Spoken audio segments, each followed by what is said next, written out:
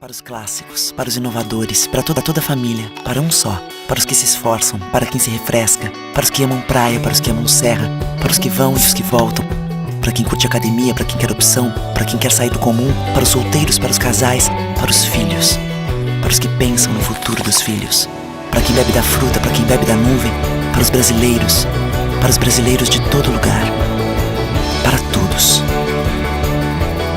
Coca-Cola Brasil. O que a gente mais faz hoje em dia é clicar. Pena que o destino da maioria desses cliques é esse, o desperdício. Você sabia que apenas um clique pode ajudar a combater a fome no nosso estado? É só acessar cliquealimentos.com.br e dar um rumo mais digno aos seus cliques. A mesa de quem tem fome. Doar pelo Clique Alimentos é gratuito e não demora nem um minuto. Faça a sua parte. Clique para quem precisa. www.cliquealimentos.com.br.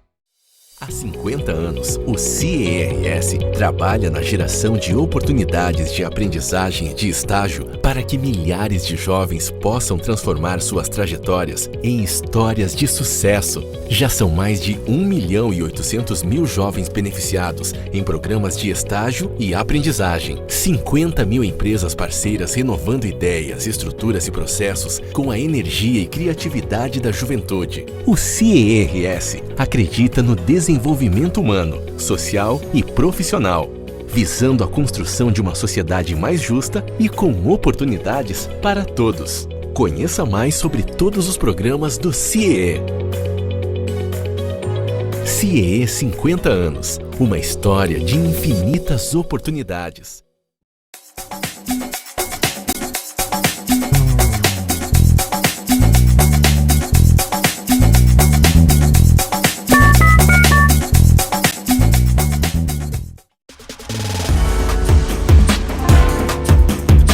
Recebe o salário na Caixa, tem mais vantagens, descontos exclusivos, isenções de taxas e milhares de agências esperando por você. Na Caixa vem que tem. Quem tem mais de 65 anos não pode. Quem tem menos de 18 anos não pode. Mulheres grávidas não podem. Diabéticos não podem. Quem já teve hepatite não pode. Quem tem tatuagem recente não pode. E você? Qual o seu motivo para continuar de braços cruzados e não ir doar sangue? Seja um doador. Uma campanha do Banco de Sangue do HPS.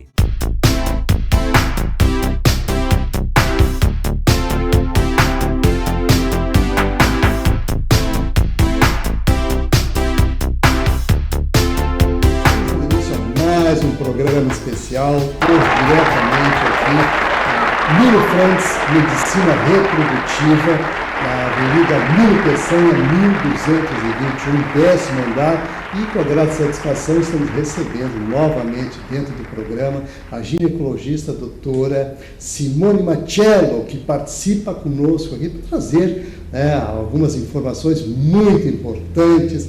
Vamos falar aí sobre as questões, mitos e verdades sobre a questão da fertilidade, pontualmente alguns tópicos aqui foram elencados e passados, evidentemente, para o pessoal que participa e interage com a nossa programação dentro do quadro do doutor, e evidentemente a gente fica muito feliz de mais uma vez estar aqui contigo. Tudo bom? Tudo ótimo, é um prazer para mim também estar participando novamente desse quadro tão interessante.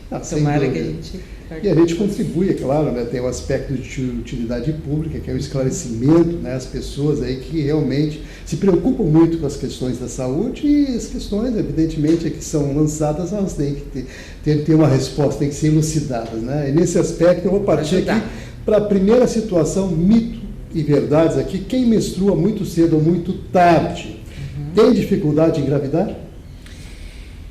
Não tem uma correlação, né? Às vezes as pessoas têm essa ideia de que eu menstruei cedo, vou parar de menstruar cedo, vou entrar na menopausa cedo, ou menstruei tarde e por isso então vou entrar na menopausa mais tarde, e não tem essa correlação. Às vezes pode ter menstruado cedo e entrar na menopausa tarde e vice-versa. Não existe uma correlação, então, do momento da menstruação com a infertilidade. Às vezes, o que acontece? já existe um distúrbio hormonal ligado ao ovário policístico que pode postergar o início da menstruação. E o ovário policístico é uma das situações que pode estar associada à infertilidade. Então, não necessariamente isso é uma verdade, em algumas situações pode estar associado a algum distúrbio hormonal que por si esteja relacionado à infertilidade. Bom, depende de uma investigação. Sim, então é caso a caso. Mas... muito particular. Sim, sem dúvida nenhuma. E com relação assim, quem teve cachumba, pode ficar estéril? Isso já está provado na literatura, que homens que tiveram cachumba aí, que se diz que recolheu, né, que comprometeu o testículo, cachumba é uma infecção da glândula parótida, e que algumas vezes acaba migrando e comprometendo o testículo. Então, sim, nestes casos de uma cachumba com complicação, que tenha afetado os testículos, pode comprometer a produção de espermatozoides, pode diminuir a produção de espermatozoides e sim levar a um fator masculino de infertilidade. É uma preocupação que deve ser, ainda mais agora, a cachumba voltou à tona, né? Houve vamos dizer assim, um descaso, na verdade, né? Com relação a essa preocupação que é tão fundamental e importante, né? As vacinas são fundamentais, são algo que realmente protegem a população e a gente deve observar isso. E a próxima questão dá para engravidar apenas com um ovário e uma trompa? Sim, os ovários eles são independentes. E normalmente um compensa, a gente diz, habitualmente os ovários se alternam, um mês ovula de um, outro mês ovula do outro, em geral. Faltando aquele assume então a função exclusiva e ovula sempre daquele ovário. O que preocupa nessa situação é que os óvulos, a mulher nasce com eles, né? Eles estão ali nos ovários desde sempre. Quando a gente tira um ovário, a gente tirou metade da reserva ovariana da mulher. Então, metade dos óvulos já foram naquela cirurgia. Essas mulheres a gente tem que estar mais atento a essa reserva ovariana que pode se extinguir, então ela pode entrar na menopausa um pouquinho mais cedo. Mas o fato de ter um só, a princípio, exceto por esse detalhe, ele não afeta, ela segue ovulando. Tendo uma trompa, se for do mesmo lado do ovário, pode engravidar naturalmente. O problema é quando tira um ovário e tem o ovário e a trompa contralaterais, né? Aí isso pode tirou a trompa do lado que tem aquele ovário único. Aí precisa de uma técnica de reprodução assistida para engravidar. Mas tendo a trompa e o ovário do mesmo lado, a princípio pode engravidar naturalmente. Bom, de qualquer forma, existem orientações, existem evidentemente possibilidades de tratar e de assistir, como você bem colocou aqui, a reprodução sem problema nenhum. Né? Então, é um trabalho, inclusive, que vocês fazem aqui na clínica. Né? Mas aqui, então, outra questão que coloca muito, e claro, tem bastante pertinência, uma preocupação fundamental, o fumo, as drogas prejudicam a fertilidade? Sim. Hoje em dia tem se falado muito em hábitos de vida, né? Comprometendo a qualidade dos gametas. O embrião, ele é a união dos gametas, óvulo e espermatozoide. Pelo efeito de hábitos de vida, como tabagismo, uso de drogas, bebida alcoólica, a própria alimentação, né, inadequada, o estresse, tem uma série de situações de hábito de vida que podem impactar na qualidade dos gametas e isso diminuir a qualidade dos embriões e diminuir a chance de engravidar. Sim, o tabagismo, quanto mais pesado, vamos dizer assim, pior, né? É um dos fatores que diminui certamente a fertilidade, tanto masculina quanto feminina. E o uso de drogas também. E é um problema sério, né? Que realmente é um desafio, inclusive, na sociedade hoje, depara-se muito com questões envolvendo esses particulares. Sim. E tivemos até a oportunidade de fazer alguma matéria recente aí, e deparamos com uma situação muito peculiar numa casa de acolhimento, né, de crianças, e justamente estava lá, deparamos com uma criança de 15 dias. Né, com a abstinência das drogas. Com relação a essa situação. É um caso bem importante de ser não só trabalhado, a pessoa realmente observar isso, porque a fecundidade, além da fecundidade ser afetada, o próprio embrião, a gente ser afetada. Né? Completando, claro, eu estou focando aqui mais na parte da infertilidade, que a gente sabe que tem um impacto, como uma piora da qualidade, uma dificuldade, não uma impossibilidade, né? Quando engravida, o impacto na gestação, naquele nenê que vai ficar submetido àquela situação por toda a gestação, sem dúvida, o impacto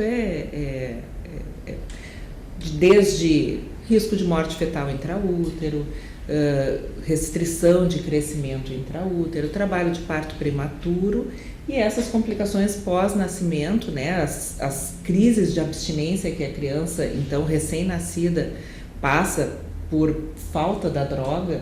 O crack é uma delas, né, que causa esse efeito severo.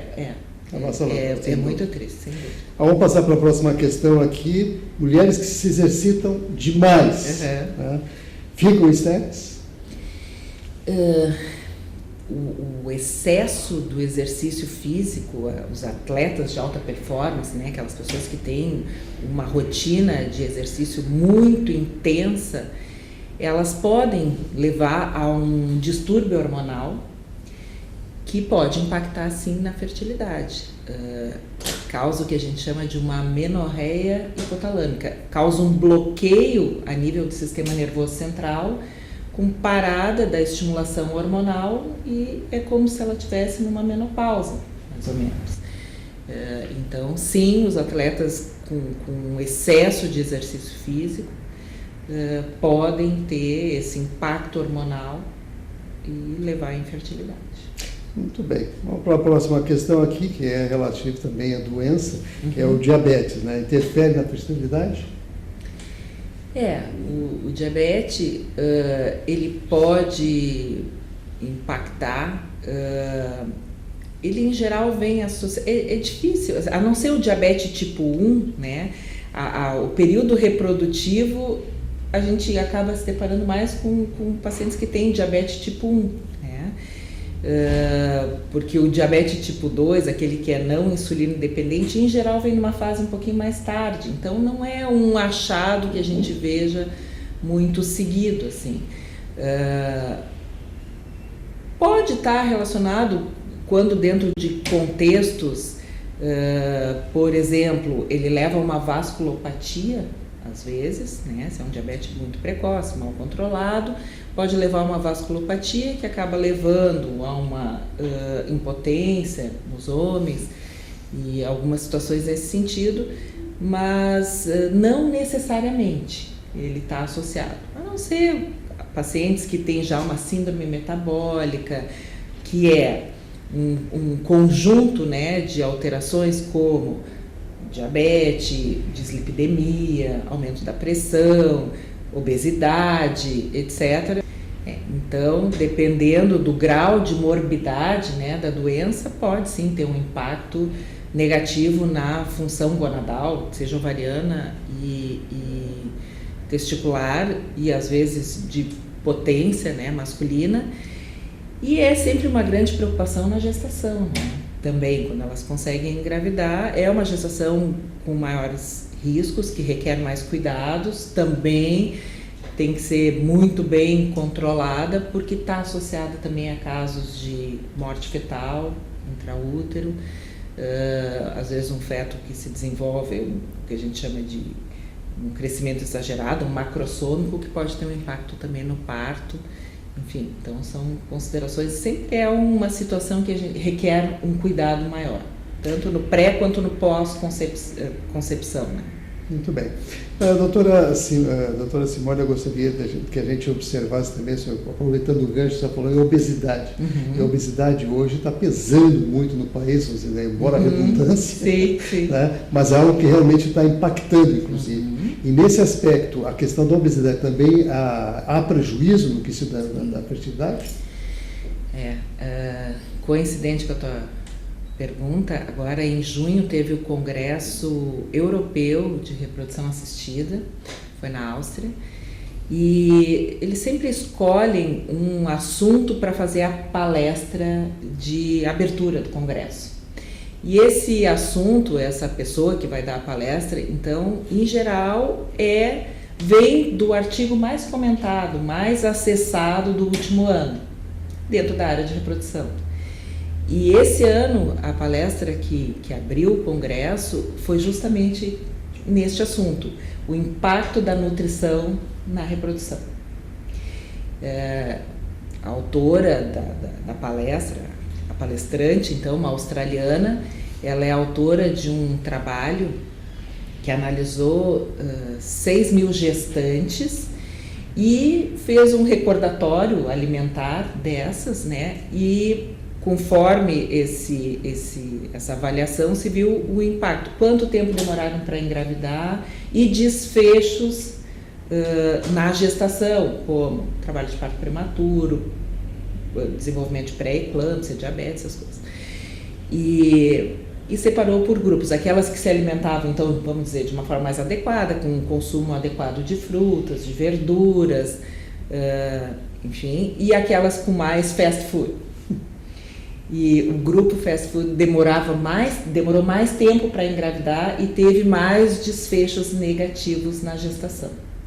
Então, um trabalho com 6.000 pacientes, né? Considerável, né? Considerável. A gente já tinha essa ideia, a gente aqui na clínica se preocupa muito com essa questão e a gente vê muito isso na prática, né?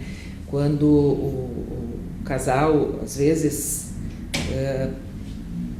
percebe neles hábitos de vida inadequados, a gente tem uma nutricionista que trabalha com a gente, encaminha, ela muda hábitos de vida e alguns engravidam espontaneamente e os que vão para a fertilização têm desfechos melhores, às vezes vem com histórico de tratamentos prévios em outras clínicas ou mesmo na nossa, né, onde o desfecho em embriões não foi tão bom. Quando a gente faz essas intervenções em hábitos de vida com nutrição, exercício, enfim, o desfecho em qualidade de embriões é melhor, porque é isso, o trabalho da fertilização in vitro é unir o óvulo e o espermatozoide que a gente entrega para o laboratório. Se eu entrego um óvulo e um espermatozoide não tão boa qualidade, eu não vou ter tão bons embriões. E certamente essa questão nutricional, hábitos de vida, tem impacto na qualidade dos gametas. Isso a gente vê na prática todos os dias. É importante a gente destacar isso, porque a gente sabe que a questão do comportamento, e hoje mais do que nunca, o país está seguindo o mesmo caminho dos Estados Unidos com relação aos fast foods, e as pessoas que engordam efetivamente, né, a obesidade mórbida está sendo realmente algo que está prejudicando bastante em vários setores, em especial nesse que nós estamos hoje falando, questão da fertilidade. Nós vamos fazer um breve intervalo, a doutora Simone continua conosco, em seguida a gente volta aí. Continue ligado que no instante só a gente volta.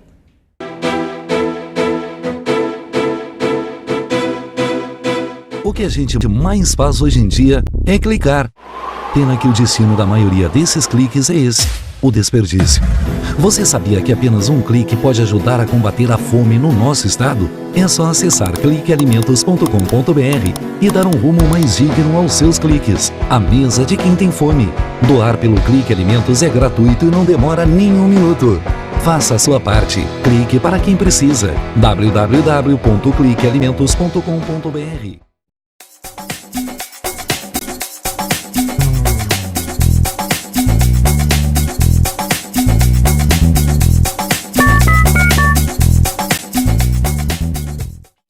Há 50 50 anos, o CERS trabalha na geração de oportunidades de aprendizagem e de estágio para que milhares de jovens possam transformar suas trajetórias em histórias de sucesso. Já são mais de 1.800.000 jovens beneficiados em programas de estágio e aprendizagem. 50 mil empresas parceiras renovando ideias, estruturas e processos com a energia e criatividade da juventude. O CERS acredita no desenvolvimento humano, social e profissional, visando a construção de uma sociedade mais justa e com oportunidades para todos. Conheça mais sobre todos os programas do CIEE. CIEE 50 anos, uma história de infinitas oportunidades. Para os clássicos, para os inovadores, para toda a família, para um só. Para os que se esforçam, para quem se refresca, para os que amam praia, para os que amam serra, para os que vão e os que voltam, para quem curte academia, para quem quer opção, para quem quer sair do comum, para os solteiros, para os casais, para os filhos, para os que pensam no futuro dos filhos, para quem bebe da fruta, para quem bebe da nuvem, para os brasileiros de todo lugar, para todos. Coca-Cola Brasil.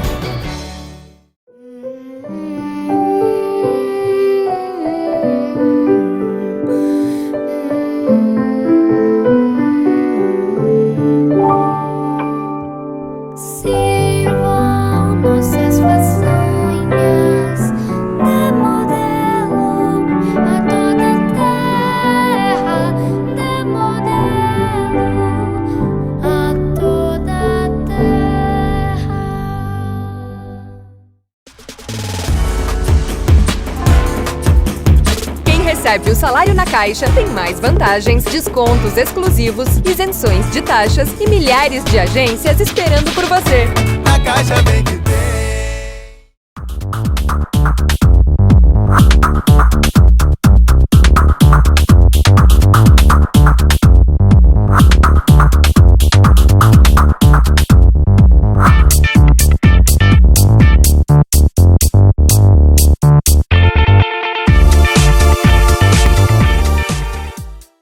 Mais de 65 anos não pode.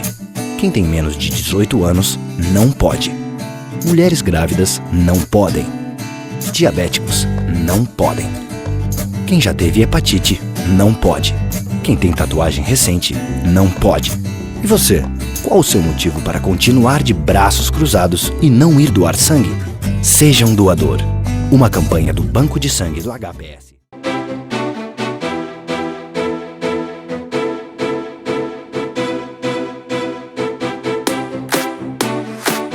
De volta, continuamos aqui na Nilo Frantz, Medicina Reprodutiva, na Avenida Nilo Peçanha, 1221, décimo lugar, a doutora Simone Battiello, que é ginecologista, respondendo as questões encaminhadas. Inclusive, eu quero aproveitar e colocar aí no rodapé do vídeo o nosso e-mail para os questionamentos, que você pode encaminhar para o alodoutor@outlook.com ou através do WhatsApp também. O código de área 51 98493 2418. Então, aí, os canais de comunicação para você enviar os seus questionamentos, e sempre um especialista como a doutora Simone aqui participando conosco, trazendo informações e tirando dúvidas, que é mais importante aí.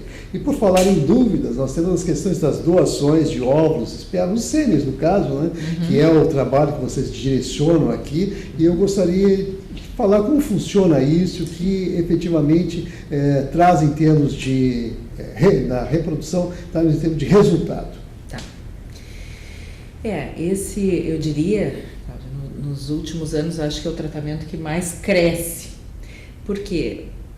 Pela mudança do padrão social da mulher, né? As mulheres naturalmente estão postergando a maternidade, o que é aquilo que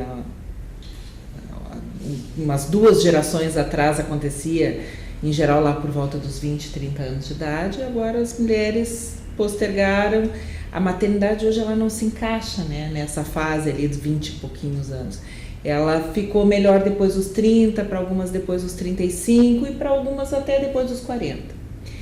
O problema é que a fertilidade da mulher Tem limite. Ficou melhor do ponto de vista social, o postergar, mas do ponto de vista biológico isso não é uma Tem boa. limite, né? À medida que a idade avança, a chance de engravidar vai diminuindo. E a gente percebe um impacto na chance de engravidar, principalmente ali depois dos 38 anos, vai ficando cada vez mais difícil. E às vezes a gente se depara com essa situação, mulheres em torno de 40 anos, agora com a vida, né, organizada, com um parceiro, encontrar um parceiro legal, querendo ter filho, e aí esbarram nessa limitação biológica. Então, a doação de gametas, seja ela de óvulos ou de sêmen, quando é o caso, ela é permitida pela lei brasileira, doação de óvulos, espermatozoides ou até mesmo de embriões. A lei brasileira permite, mas faz algumas exigências. E a principal delas é o anonimato. Quem doa não sabe para quem vai, quem recebe não sabe de quem veio, obrigatoriamente.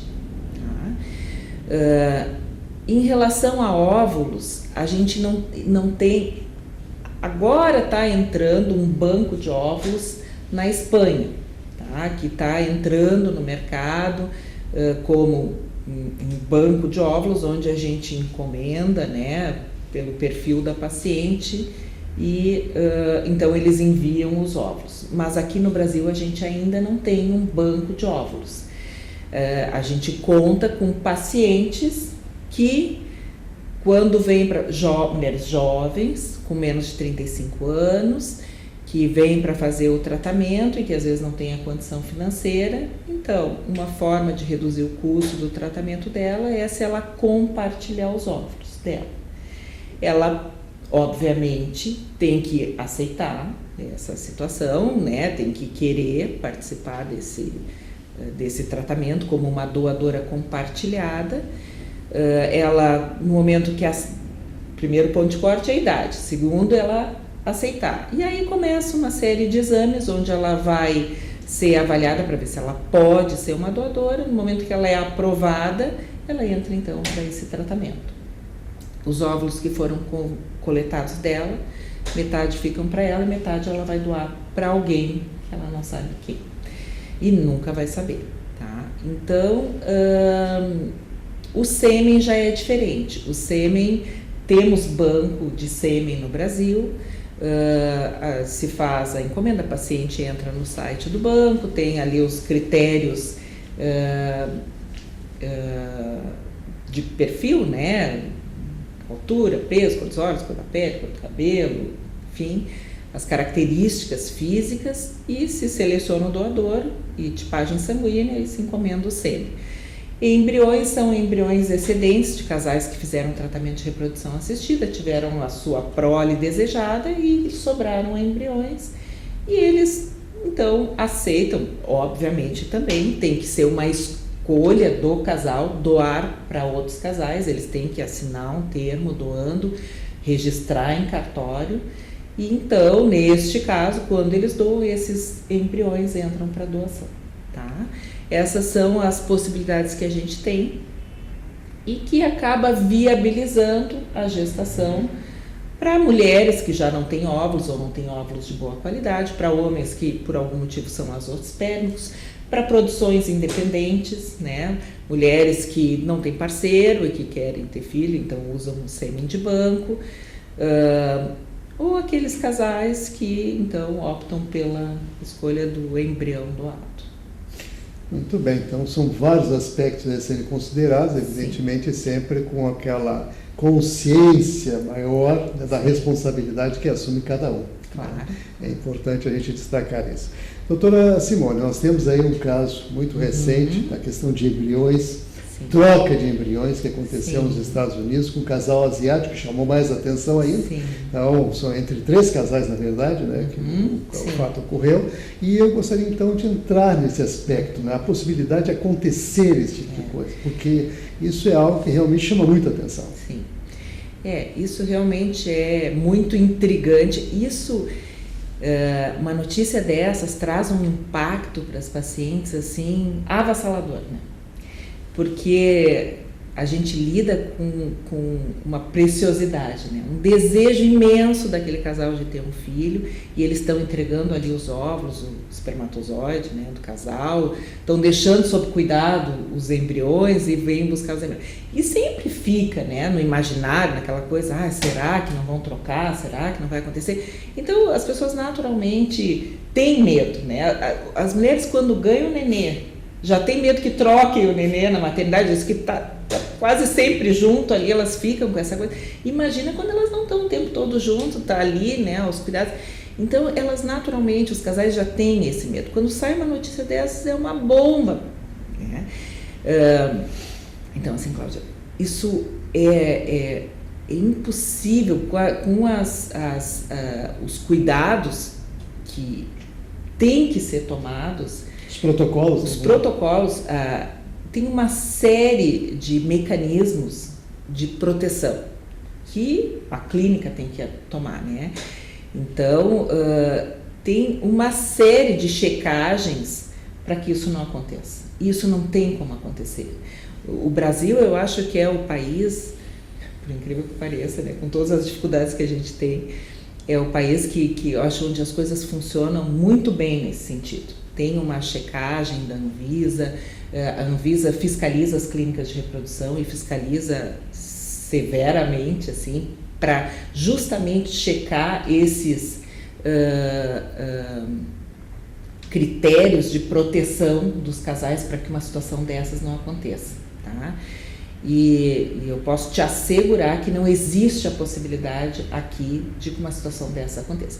Os Estados Unidos é um pouco diferente. Eu fico até quase inacreditável, impensável como é que pode isso ter acontecido. Parece até uma coisa assim meio de sabotagem, sabe? E acontecer 3 vezes ainda, né? Entendeu? Assim, ok, não é possível acontecer pegar o embrião de um casal e botar no outro. Isso já seria uma coisa de uma falha imensa. Mas assim, pegar um embrião de um embrião de outro e botar num terceiro, não tem como acontecer. É impensável, né? A gente tem todo um mecanismo ali de checagem, todo um mecanismo de identificação, de proteção. As embriologistas são as pessoas mais obsessivas da face da Terra, e eu sempre digo para os casais, olha, não existe a menor possibilidade de acontecer isso.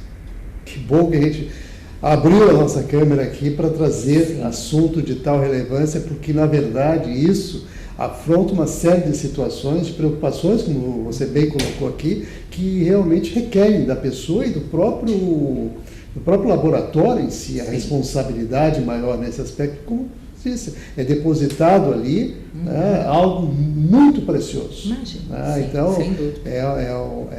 Exige realmente uma atenção toda especial. E a gente sabe que errar é humano, né? Então tu tem que ter mecanismos de proteção contra a falha humana, né? Não dá para pensar assim, não, meu embriologista é bom, ele não erra. Não, ele pode errar porque ele é humano. Então a gente tem uma série de mecanismos, de checklist, de checagens diversas para que tudo aconteça. Não é tão simples assim, pegar um embrião e botar dentro do útero. Não, para que aquele embrião, daquele embrião sair da estufa e chegar lá dentro do útero, teve uma série de checagens no caminho, né? Não tem, não é uma coisa assim, mágico, vou lá, pego qualquer embrião e boto. Não, é muito complexo o trabalho dos embriologistas e, obviamente, cercado por uma série de mecanismos para evitar o erro. Muito bem. Realmente, ficamos aqui muito felizes de poder compartilhar aí com o público que nos assiste, né, a sua explicação aqui, a orientação também com relação ao Brasil, no caso, que lidera um processo onde realmente as coisas são nesse particular, bastante fiscalizadas, vamos dizer assim, Sim. de uma maneira mais rigorosa, né? O que dá uma proteção maior, evidentemente, para vocês poderem trabalhar com tranquilidade também. Mas estamos chegando aos minutinhos finais, doutora Simone, é sempre uma alegria falar consigo, e está aberto aí para que deixe a sua mensagem final, e é claro, assegurando sempre as pessoas, né, com toda a tranquilidade, que a fertilidade assistida, ou seja, a reprodução assistida é algo que realmente está aí acontecendo. Eu queria agradecer de novo imensamente pelo convite, é sempre um prazer participar desse programa contigo e deixar aí à disposição, né, a Clínica Nilo Frantz, a minha pessoa, para qualquer dúvida, qualquer necessidade. Muito bom, muito obrigado pela participação, você que está ligado com a gente, continue, é claro, assistindo os nossos programas, prestigiando o nosso trabalho, mas a gente volta no outro programa. Então, nosso muito obrigado a todos e até o próximo programa.